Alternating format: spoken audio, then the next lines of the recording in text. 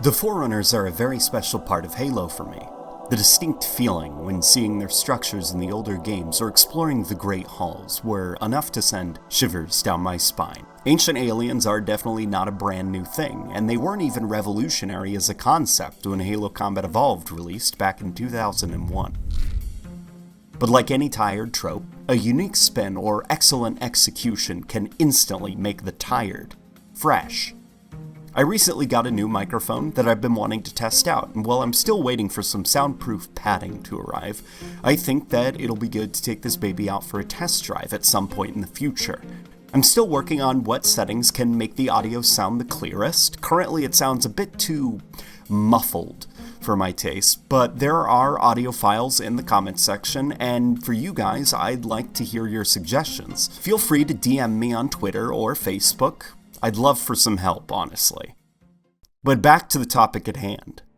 Well, it's no secret that Halo's world, characters, and themes are loosely based off of stories from the Christian Bible. I find it almost fitting that our first ever introduction to the Forerunners is at the menu of Combat Evolved. The name Halo instantly evokes religious feelings, and the fact our first glimpse at the once proud Forerunner civilization is a massive ring called Halo is quite fitting with those religious themes. Forerunner architecture is very interesting. It's very blocky, mechanical, and kind of reminds me of the insides of a computer, like a motherboard or something. Yet it's presented like a holy cathedral or church. As a young Russian Orthodox Christian boy, we had church every Saturday night and Sunday morning. I personally enjoyed the evening liturgy because of how dark the church got at night.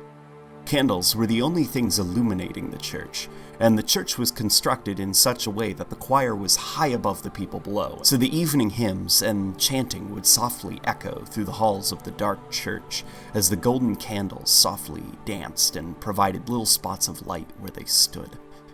During winter, I would stand close to these candles. I would close my eyes and concentrate on the echoey hymns as I could hear the cold wind blowing outside. I felt safe. Halo's Forerunner interiors gave me that familiar sense of comfort. Something about how darkly lit they were, except for the occasional lights that warmed their respective corners, reminded me heavily of the comforting feeling evening liturgy gave me. When exploring a Forerunner hallway, you can almost close your eyes and imagine the Forerunners, whatever they looked like, wearing hoods and softly hymning to themselves as they roam the cathedrals, their alien chants echoing down the darkly lit halls. It's funny because I always imagine the Forerunners as never truly being gone. You can feel their presence in the halls of the library of Combat Evolved. Now, Sunday morning church service was quite different. This time, all the lights were on, and the gold colorings and decorations of the church were on display. There was a sense of energy and joy. Halo 3's Forerunner colorings took on a notably brighter and more bronzy look. It reminded me a lot of Sunday morning services. While Halo Combat Evolved and Halo 2 were the dark evening liturgies, Halo 3 was the morning service. It was the Forerunner designs showing off. Everything was bright, alive, and active. There was a strong sense of this must have been what it was like for the Forerunners during the day. Gold and bronze decorated their holy temples. Lights and windows welcomed the glow of countless suns. Something I especially loved in Halo 3 were the little details on the windows. How animated they were. So much detail and majesty. I regret in the past how I used to ignorantly claim that Forerunner structures are too detailed in Halo 4, because the detail was always there. Halo 4 noticeably seemed to have gone back to a more Combat Evolved style of presentation. There were less colors on the actual metal surfaces themselves, but they also did pull in from some Halo 3 by adding a bit more variety to the kind of colors that we would see from the lights, such as gold, red, blue, etc. Things were much darker in Halo 4, and I feel a bit more of that evening liturgy vibe that I mentioned. A point of contention is that it seems off or too detailed, but it's really no less detailed or more detailed than any other Forerunner structure. What I believe seems off is the material shaders for the metal surfaces were changed from how Bungie did it. Its aim was to reflect a little bit more like metal normally reflects, and that coupled with the more advanced shadows that come with upgraded tech, it makes sense that it would look odd. Angles seem a lot harsher than usual. Things pop out a lot more. Art director of Halo Wars 2, Jeremy Cook, actually shared a theory with me on what he thinks the issues were in Halo 4, and he believes it has to do a lot with the shadows. Not exclusively, but he does think the shadows were a massive culprit. The Forerunner structures in previous games had never been lit with more realistic shadows before, and his experience with art in video games have shown that high-quality shadows can unfortunately add detail that wasn't originally intended. A good example of how shadows can add a lot of detail to a scene is a patch for Fallout 4. In order to improve the performance of the game, Bethesda removed shadows from certain areas of the game, and you can see in this before and after image that the patched version looks a lot plainer and simpler. Nothing was removed, the geometry is all still there. Only difference is, the shadows are gone, thus making the room look plainer. Interestingly enough, there is a multiplayer map from Halo 4 that seems to be going for more of a Bungie style of Motherboard Cathedral that I mentioned earlier. Solus is quite a beautiful map.